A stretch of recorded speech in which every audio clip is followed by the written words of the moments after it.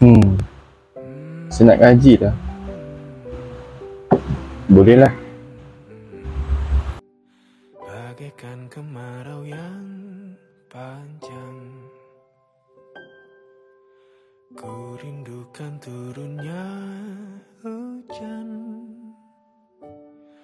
waktu yang berselang menunggumu pulang, kembali mengulang kenangan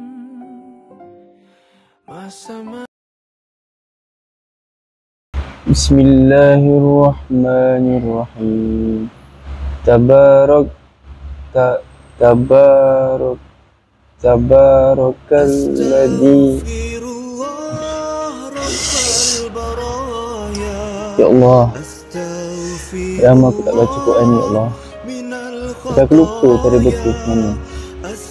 Ingatnya aku, ya Allah.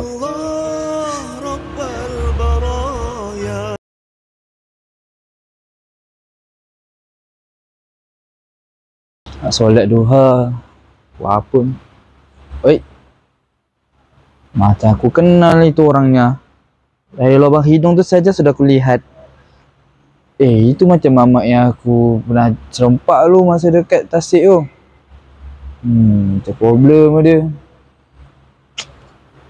Kena pergi.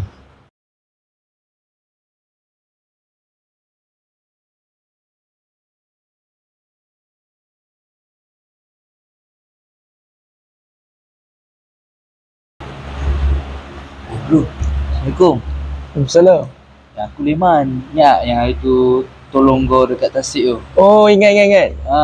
Munir, Leman. Leman. Munir Munir. Ni Munir. Okey tak? Okey. Sihat Sihat, alhamdulillah. Ni asal. Kaki kau macam mana? Okey dah? Dah okey dah. Okey lah sikit.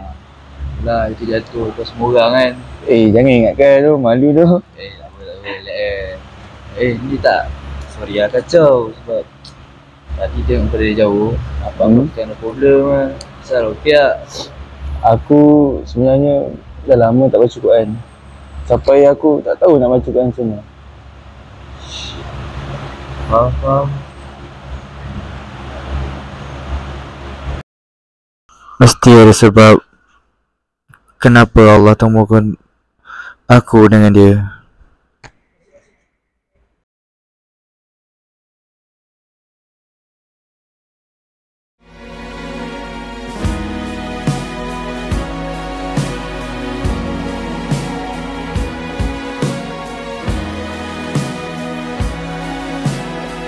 Hanya nafas didengari aku, puas resah melengkapi lagu, rumah tempat berteduh hingga usia rapuh, hanya kau dan aku. Ku rela kau dipanggil kembali, walaupun sakitnya hampir mati, menyentuh bara api, hampir jadi benci. Ku rela kau dipanggil kembali. Rahasia Tuhan tertulis. Apa Munir? Faham.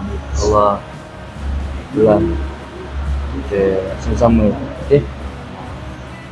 Sama-sama kita cuba ubah. Nanti kau follow lah aku. Okay? Follow lah. Follow ke arah kebaikan.